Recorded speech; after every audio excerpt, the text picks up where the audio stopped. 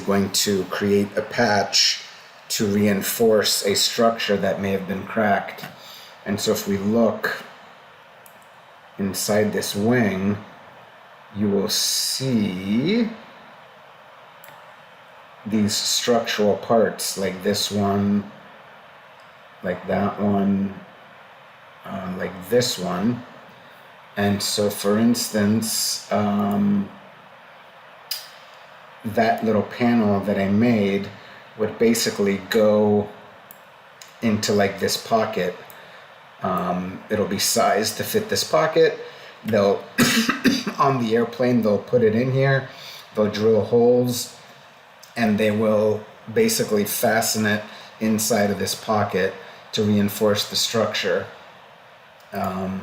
Same thing with, say, back here, this part here. If there were cracks that happened in it, engineer might come and